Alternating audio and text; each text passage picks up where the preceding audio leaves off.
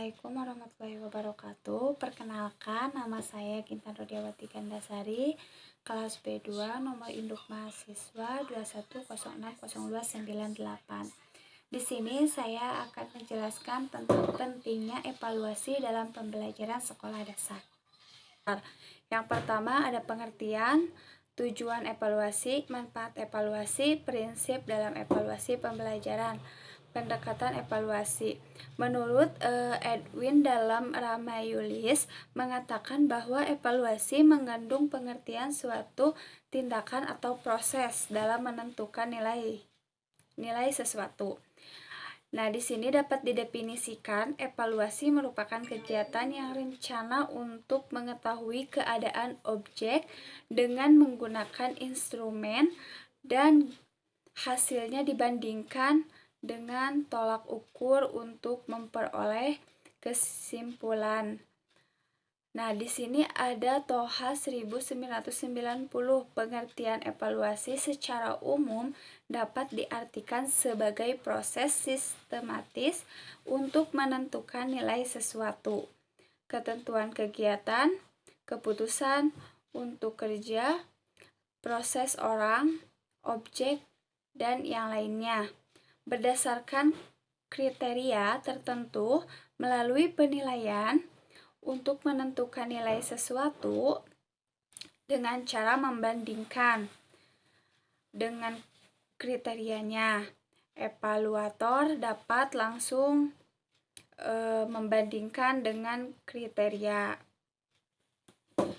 Dapat membandingkan dengan kriteria umum, dapat pula melakukan pengukuran terhadap sesuatu yang dievaluasi, kemudian dibandingkan dengan kriteria tertentu.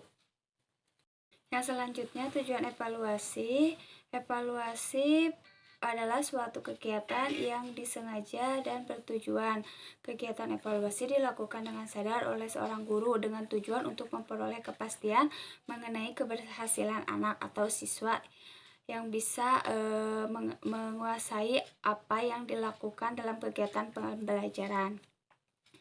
Disampaikan apakah sudah dikuasai oleh seorang siswa atau belum. Selain itu, apakah kegiatan pengajaran yang dilaksanakan itu sudah sesuai dengan apa yang diharapkan atau belum.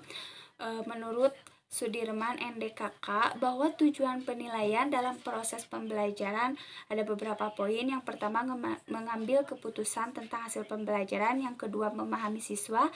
Yang ketiga, memperbaiki dan mengembangkan program pengajaran. Yang selanjutnya mengatakan bahwa pengambilan keputusan tentang hasil pembelajaran merupakan suatu harus bagi seorang guru agar dapat mengetahui hasil tidaknya siswa. Nah, yang selanjutnya, kemampuan siswa yang rendah atau kualitas materi pembelajaran tidak sesuai. Yang ketiga, jumlahnya pembelajaran itu terlalu banyak, komponen proses pembelajaran dan mengajar yang kurang sesuai dengan tujuan yang telah ditetapkan oleh seorang guru itu sendiri. Nah, jadi siswa itu tidak bisa menguasai pembelajaran tersebut. Dan manfaat evaluasi, manfaat yang dilaksanakan secara proses dan hasil pembelajaran ada beberapa hal. Yang pertama, memperoleh pemahaman, pelaksanaan, dan hasil pembelajaran yang telah berlangsung atau dilaksanakan pendidik. Dan yang kedua, membuat keputusan berkenaan dengan pelaksanaan dan hasil pembelajaran. Dan yang ketiga, yang terakhir, meningkatkan kualitas proses dan hasil pembelajaran dalam rangka upaya meningkatkan kualitas keluaran.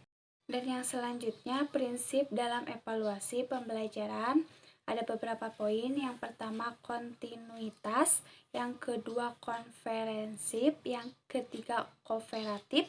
Keempat, objektif. Kelima, praktis. Nah, yang selanjutnya ada pendekatan evaluasi. Pendekatan merupakan sudut pandang seorang dalam mempelajari sesuatu. Dengan demikian, pendekatan evaluasi merupakan sudut pandang seseorang dalam menelaah atau mempelajari evaluasi tersebut.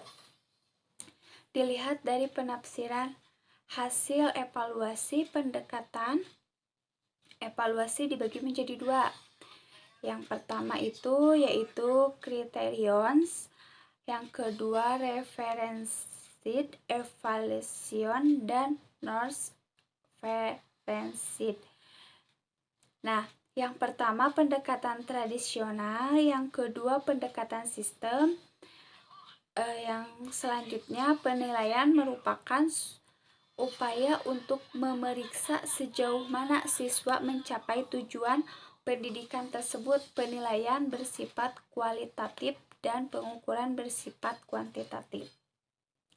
Nah, evaluasi merupakan upaya untuk membuat keputusan tentang tingkat hasil pembelajaran tersebut. Belajar siswa sesuai dengan tujuan atau tidak. Nah, yang evaluasi hasil pembelajaran itu berfungsi diagnostik untuk seleksi, untuk kenaikan kelas, dan untuk penempatan. Bertujuan untuk mengevaluasi hasil belajar adalah memberikan informasi yang berkenaan dengan kemajuan.